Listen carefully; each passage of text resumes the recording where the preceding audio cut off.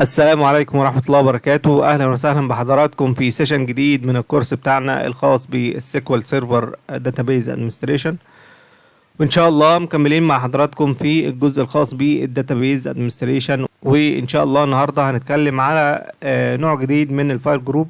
طبعا في السيشن اللي فات اتكلمنا على الداتا فايل جروب وشفنا ازاي نقدر نوزع الفايلز جوه الفايل جروب، وعرفنا انواع الفايل جروب بالنسبة للداتا اللي هو البرايمري والسكندري، وعرفنا ان احنا ممكن نضيف اكتر من سكندري.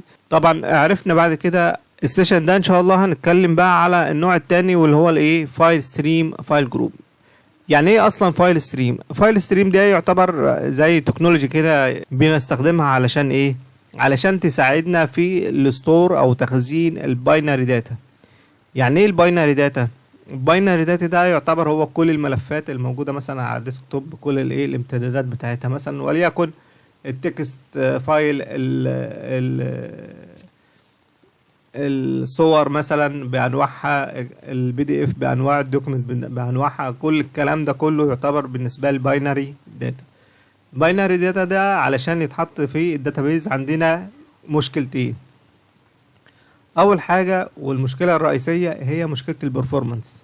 مشكله البرفورمانس ان انا طبعا مع الوقت حتى لو الملفات ديت حجمها صغير، عشان هنسيبها على الداتابيز طبعا بعد فتره هيبقى البرفورمانس بتاع الريتريف او الانسيرت بتاع الداتابيز نفسه هيبقى فيه مشكله، وطبعا حجم الداتابيز ذات نفسها هتكبر بشكل غير طبيعي خلال فتره، يعني مش هنقول فتره كبيره، ممكن خلال سنه واحده تلاقي حجم الايه الداتابيز كبرت معاك بشكل غير طبيعي. يعني ده بالنسبه للمشكله الاولانيه. طيب المشكله الثانيه ان انا اصلا الماكسيمم سايز للاوبجكت الواحد هو 2 جيجا. يعني ايه؟ يعني الفايل الواحد علشان احفظه جوه الداتابيز الماكسيمم سايز بتاعه 2 جيجا. طب في حاجات فيها حجم الاوبجكت بتاعي بيبقى اكبر من 2 جيجا، وليكن زي ايه؟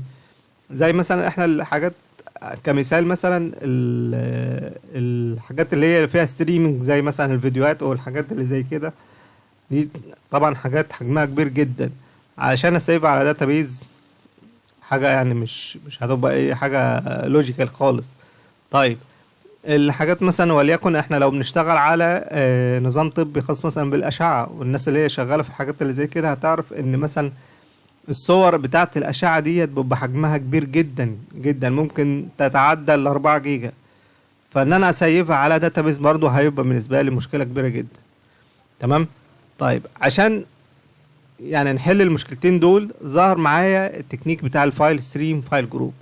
ده هيتيح لي ايه؟ هيتيح لي ان انا اقدر اسيف الفايلات بتاعتي دي جوه الديسك او جوه سيرفر بتاعي او سان ستورج او مكان التخزين يعني، واقدر اتعامل معاها بالاوبريتنج سيستم بتاعي. ان انا طبعا اسيف او اعمل ديليت، ان انا اسيف مثلا فايل، ان انا اعمل موف لفايل، ان انا اشيله، ان انا اعدل في البروبرتيز بتاعته، ان انا اتعامل معاه بشكل عادي خالص. وفي نفس ذات الوقت كل التعديلات اللي انا بعملها ديت تتسيف عندي كميتا داتا جوه الايه الداتابيز بتاعتي. تمام. نقول تاني ان انا دلوقتي الامكانيه اللي هتتاحها لي الفايل ستريم فايل جروب ان انا هسيف او هحدد مكان احط فيه الفايلز بتاعتي ديت. تمام. واقدر اتعامل معاها عادي خالص. تمام. ان انا اسيف، ان انا اعمل ديليت ليها، ان انا اغير في البروبرتيز بتاعتها عن طريق الاوبريتنج سيستم بتاعي. تمام. وفي نفس الوقت التعديلات اللي انا بعدلها ديت هيبقى ليها ايه، هترفلكت او هتنعكس على الميتا داتا اللي بتتسجل جوه الداتابيز. تمام. واقدر طبعا من خلال الميتا داتا ديت ان انا ارجع للايه للفايلز دي. تمام. ده اللي بيتيحولي الفايل ستريم فايل جروب. طيب تعالوا كده ايه نشوف موضوع الفايل ستريم ده ونشوف على ايه، على الكلام عملي عشان نقدر نفهم الدنيا بتاعتنا. اول حاجه علشان استفاد من الفايل ستريم فايل جروب لازم ان انا الفايل ستريم كتكنيك لازم ان انا اعمل له انيبل على الانستنس كله بتاع الايه سيكوال سيرفر. تمام. طيب ده هيتم ازاي؟ هيتم عن طريق 3 اوبشنز عندك، اللي هم ايه؟ اول حاجه عن طريق السيت اب اللي احنا شفناه قبل كده في السيشنز اللي فاتت في موضوع الانستول، ان انا هلاقي فيه جزء خاص بالفايل ستريم ان انا هقدر اعمل له ايه enable للفايل ستريم. طيب الحاجة التانية ان انا هاجي كده بكل بساطة، هاجي ستارت وهاجي على السيكوال سيرفر 22 وهاجي على الكونفيجريشن مانجر بتاعي واقول له يس.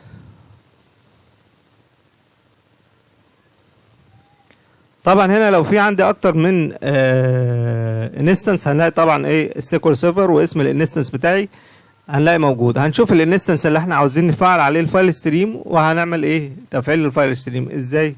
زي مثلا وليكن انا عندي هنا ايه الانستنس بتاعي اللي هو ايه الام اس سيكوال سيرفر اهو، كليك يمين عليه وبروبرتيز واختار الفايل ستريم تمام، وابدا تشيك الايه الثلاث حاجات دول اللي هم ايه enable file stream for transact SQL access، اللي هو ان انا بفعل الفايل ستريم على الايه تي سيكوال. بمعنى ايه ان انا دلوقتي الاوبجكت او الاوبجكتس الموجوده جوه الفولدر اللي انا حددته ده تمام مش هقدر اتعامل عليها بالاوبريتنج سيستم بتاعي، كل التعامل بتاعي هيكون عن طريق الايه ترانزاكت سيكوال. يعني عاوز اعمل ابديت، عاوز اغير في بروبرتيز مثلا بروبرتي معينه، عاوز ان انا اعمل ديليت خالص للفايل ده من الفولدر، او عاوز اضيف فايل جديد، لازم هيتم عن طريق الايه ترانزاكت سيكوال.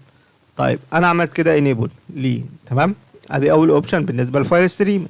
الاوبشن الثاني enable file stream for file IO access. يعني ايه الاي او اللي هو الانبوت والاوتبوت، يعني ان انا دلوقتي هقدر اتعامل مع الايه الفايل ده عن طريق الاوبريتنج سيستم بتاعي تمام.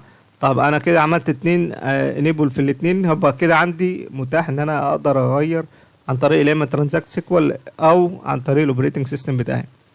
ويندوز شير نيم ده هنتكلم عنه اكتر لما نيجي نتكلم على ايه الفايل تيبل. الفايل تيبل ده برضو حاجه اتبنت على الفايل ستريم، هنتكلم عنها بالتفصيل في سيشن لوحدها. allow remote client access to file stream data ده برضو جزء من انواع الايه الفايل او الفايل تيبل، ودي هنتكلم برضو عنها في جزء ايه الفايل تيبل لوحدها.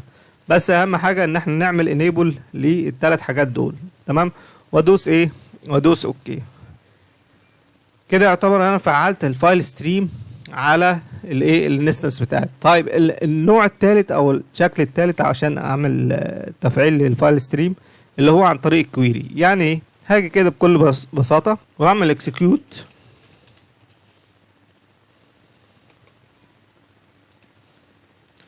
لكوماند اسمه sb_config.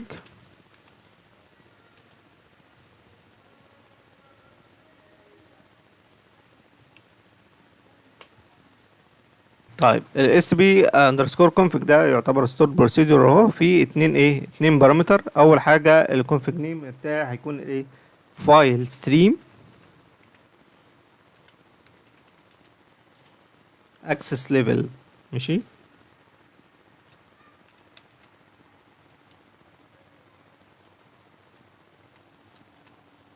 ماشي. ده يعتبر البارامتر بتاعي الاولاني، واقول له ايه ان الايه config value اللي هو ايه 2.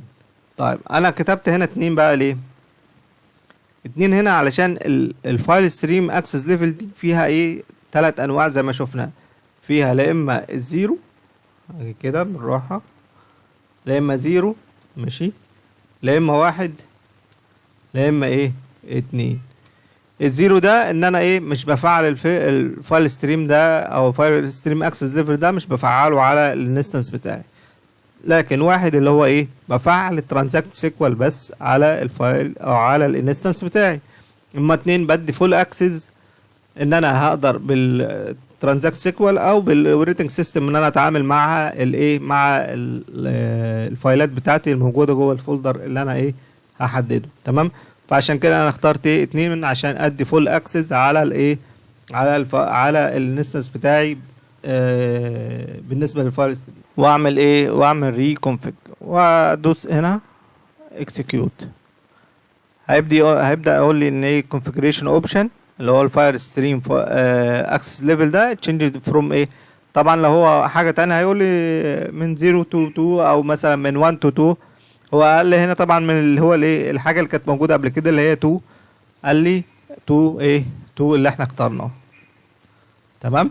طيب خلاص احنا كده فعلنا الفايل ستريم على الايه الانستنس كله على بعضه. طيب احنا عاوزين دلوقتي نبدا نعمل داتابيز ونبدا نعمل فيها ايه فايل ستريم ايه فايل جروب. طيب هنبدا نعمل كرييت عادي للداتابيز بتاعتنا. كرييت داتابيز مثلا وليكن تيست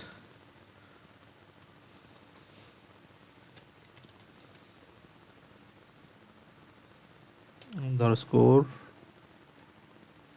دي بي. ماشي.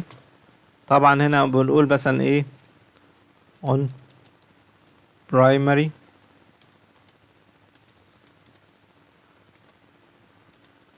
احط بقى ايه شوية فايلز كده، وليكن ادي النيم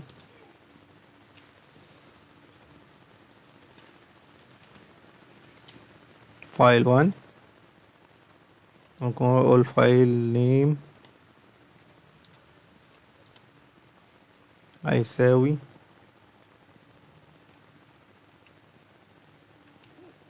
ادي سي، اقول ده ايه فايل نيم او فايل اندرسكور 1 عشان بس افرق بين الفيزيكال واللوجيكال. ماشي. عاوز اضيف فايل تاني، اقول النيم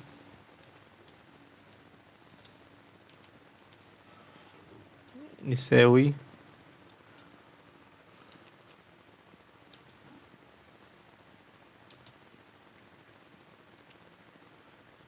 فايل 2،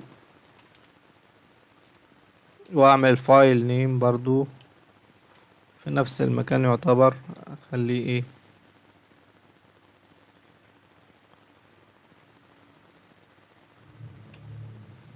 ادي سي،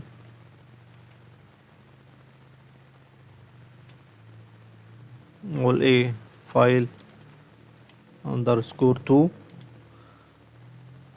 واقفل. طيب انا هنا في مشكلة او في حاجة انا ايه ما عملتهاش صح. طبعا انا هحط الايه بدل ما هو في السي كده هنحطه على ايه على مثلا فولدر مثلا وليكن معين اللي هو تيست، واعمل هنا برضو احطه هنا في الفولدر اللي اسمه تيست. ماشي. بس طبعا الفايلات ديت زي ما شفنا في السيشن اللي فات ان ليها امتدادات، اول واحدة وليكن اللي هو الام دي اف، والتاني ده هخليه اللي هو الايه الان دي اف. تمام. حلو كده. تمام. طب عاوز اضيف بقى فايل جروب تاني، والفايل جروب وليكن نقول مثلا ايه فايلز اللي هم فايل ستريم اف اس مثلا contain فايل ستريم. حلو. احنا تقريبا هنا ناسيين كوما. طيب نبدأ بقى نضيف الفايلز فيها او الفولدر اللي هيبقى ايه مفروض شايف الايه اللي هنحط فيه الفايلز بتاعتنا. هنقول نيم، هنقول يساوي اللي هم ايه فايل ستريم اللي هم الاف اس مثلا وليكن، واعمل كوما واقول ايه فايل نيم، نقول يساوي سي سلاش، نقول مثلا تيست اهو نحطه في فولدر التيست ده عشان كله يكون هنا، واقول ان هو مثلا وليكن هو ايه اسمه اف او فايلز مثلا. تمام كده يعتبر انا عملت ايه فايل ستريم اهو وضفت فيها ايه كده عملت ايه عملت فايل جروب اهو سميته ايه سميته فايل اف اندرسكور اف اس، وقلت ده كونتين فايل ستريم عشان يعرف ان الفايل جروب ده خاص بالفايل ستريم. تمام. وضفت هنا فولدر. طبعا هتقولوا لي هحط ام دي اف او ان دي اف، لا هقول لك ان ده الفولدر ده اللي هيتحط فيه الملفات بعد كده. تمام. طيب ممكن اضيف اكتر من فايل ستريم. طبعا ممكن اضيف اكتر ممكن اضيف اكتر من فايلز. طبعا ممكن قصدك ممكن اضيف اكتر من فولدر. ممكن اضيف اكتر من فولدر طبعا. وده يعتبر ريكومندد لو انت عدد مثلا ملفات في كل اتجاه مختلفة. يعني انت مثلا بتتكلم على سيستم خاص مثلا بالبيانات بتاعت الاتش ار بتاعتك، فهتلاقي مثلا فولدر نحط لشهادات الميلاد، فولدر مثلا فولدر للناشونال اي دي، فولدر لاي حاجة تانية ممكن احطها. تمام. ممكن اعمل ايه، اقسم الفولدرات حسب الكاتيجوري اللي انا عاوز احط فيه الايه الفايلات بتاعتي. تمام. طيب بعد كده في عندك اللوج، واقول اللوج اون وادي لها نيم برضو.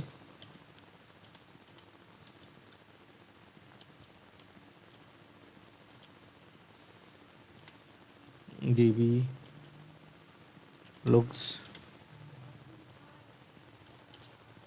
واقول فايل نيم هيساوي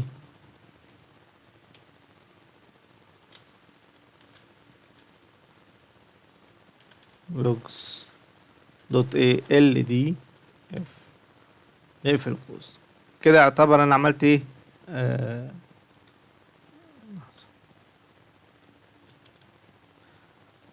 كده يعتبر انا عملت ايه، بدأت ابني في الداتابيس بتاعتي وعملت فيها فايل. ضفت فيه الفايل جروب الاساسي او البرايمري، ضفت فيها الايه فايلين هموت، وعملت فايل جروب تاني وقلت الفايل جروب ده بايه بيكونتين فايل ستريم. تمام. وضفت فيها ايه فولدر اهو. وطبعا عملت الايه اللوج فايل بتاعي. ابدا اعمل رن للايه الداتابيس بتاعتي دي. قال لي بقى في مشكله هنا. اه ليه؟ لان هو مش لاقي الفولدر اللي هو اسمه تيست. طيب ماشي، نعمل الفولدر اللي اسمه تيست.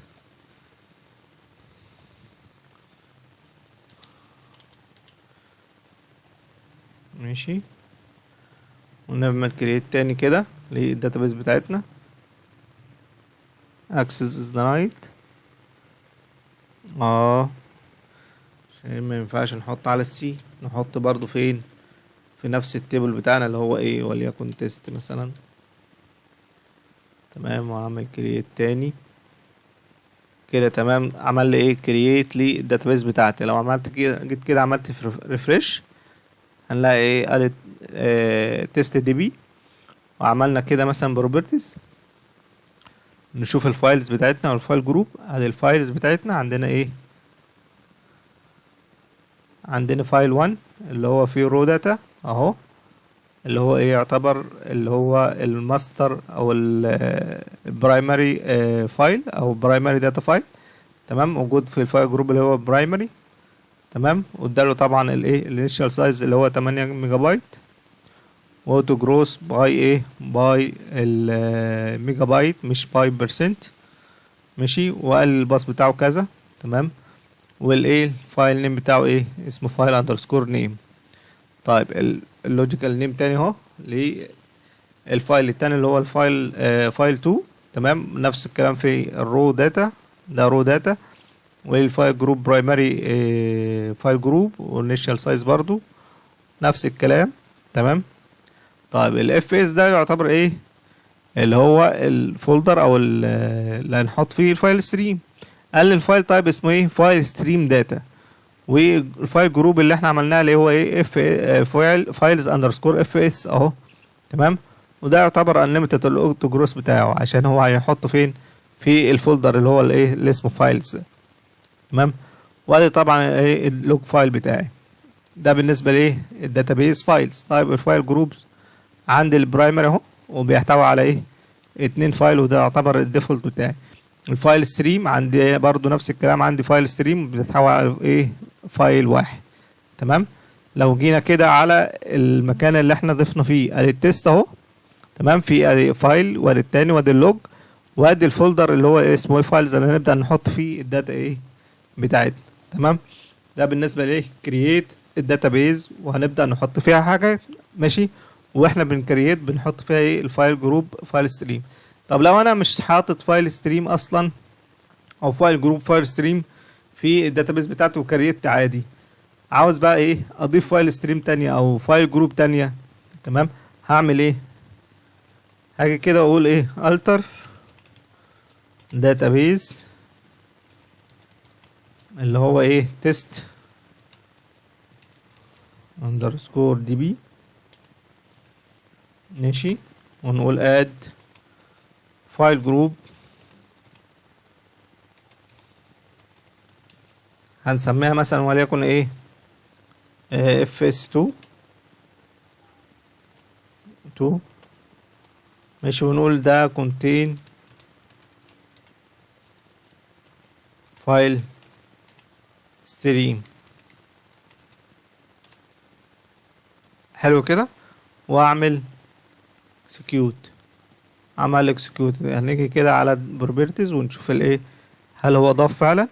هنلاقي هو ايه ضاف هنا ايه ضاف فايل جروب تاني بس ما ضافش فيه ملفات. طب لو عاوزين نضيف بقى فايل او نعمل فولدر جديد برضو بكونتين الفايل ستريم بس نحطه فيه الفايل جروب 2 ده او الاف اس 2. هنيجي كده التر داتابيز عادي بتاعنا ونقول فايل اد فايل، وهنبدأ نعمل بقى نقول ان النيم بتاعه يساوي مثلا وليكن فايلز 2، ماشي، واقول له ان الفايل نيم هيساوي ادي السي وادي النقطتين وادي الفولدر بتاعنا اللي هو التست، وادي تاني هنقول ايه فايلز برضو underscore 2 وليكن، ماشي، واقول له ايه to فايل جروب اسمها ايه fs2، تمام، واعمل التر عادي خالص، تمام. نيجي نبص كده على الفايلز، على الفايل جروب اهوت، هنلاقي ايه اتضاف فيها ايه فايل. نيجي على الفايلز هنلاقي فيها اتضاف برضو ايه فايل 2 اهو، تمام، ادي الفولدر التاني، وهتلاقي من نوع ايه